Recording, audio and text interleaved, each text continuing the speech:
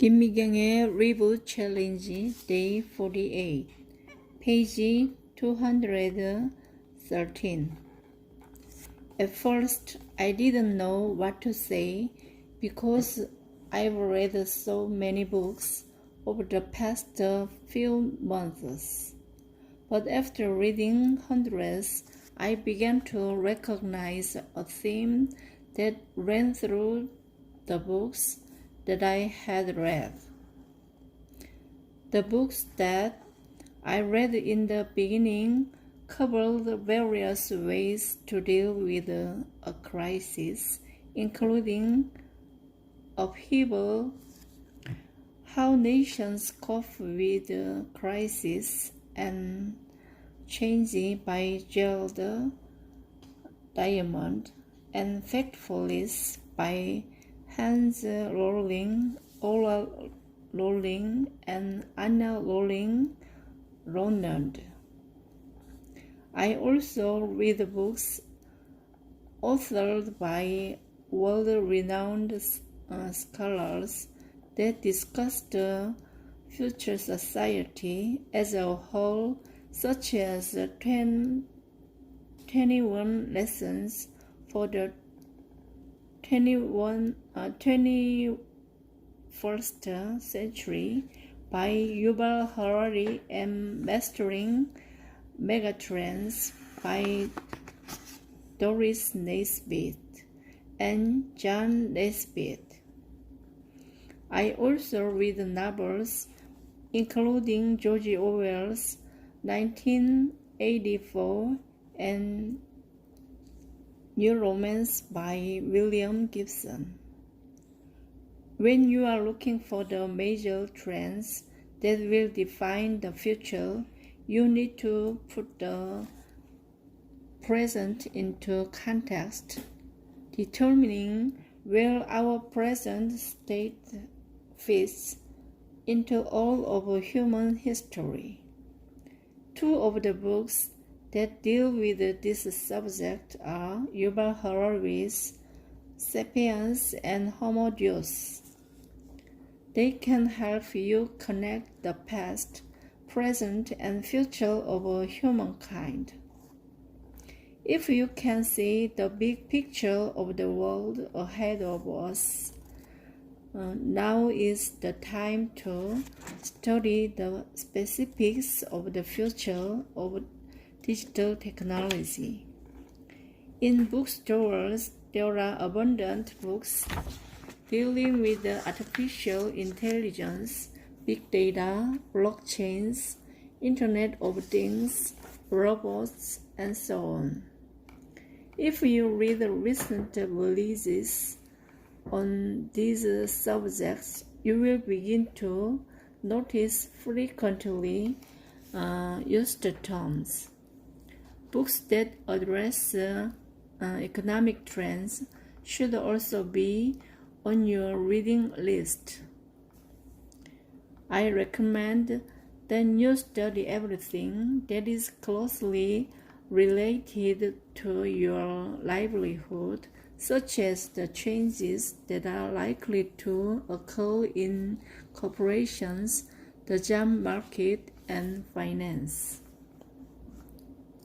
Books about the companies that will spearhead the future and the CEOs of those companies are also useful.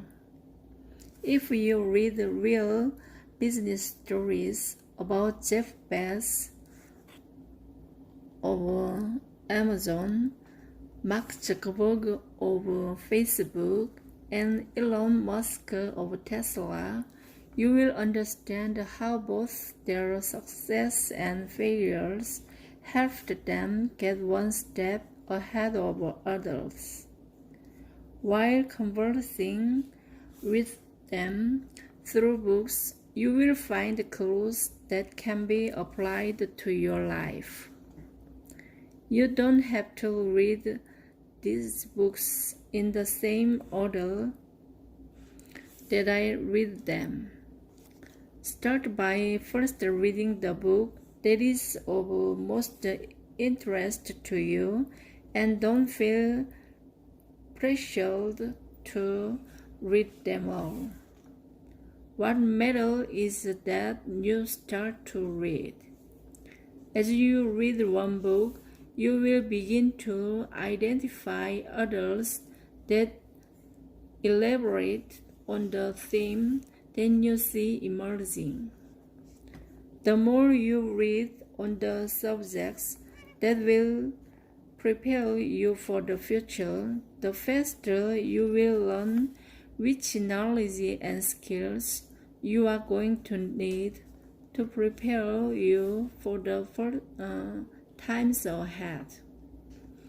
The minute then you realize that all the things you doubted would ever happen already exist, the faster your life will change and you will find opportunities that you never even imagined.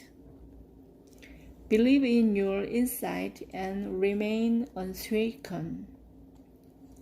I want to emphasize here is that you need to get into the habit of collecting information about coming changes. You need to get into the habit of finding information from as many sources as possible, including news articles, books, and other people. Getting into the habit of collecting information and interpreting it helps you find opportunities in a changing world, but more importantly, it helps you keep your life centered.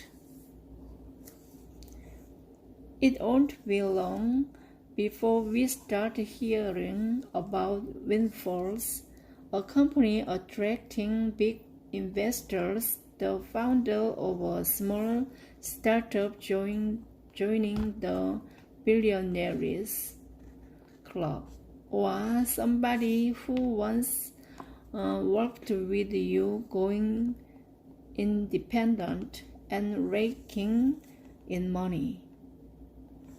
The news about companies and individuals you have jumped on changes when they were rapidly happening in an uncertain world deserves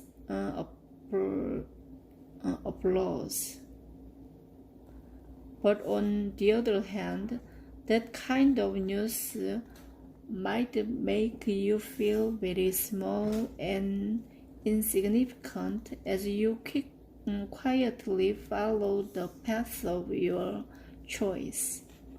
Suddenly, you are not sure if you have taken the right path, and the more you question your choice, the more you become withdrawn and lose confidence. That's why you need insight. Your insight is the only thing that protects you. Your confidence is the only thing that will help you keep moving forward toward the future while moving at the pace that suits you best and dreaming dreams that will be possible in the new world. Others' success makes you want to stop working to gain insight, and it shakes your conviction.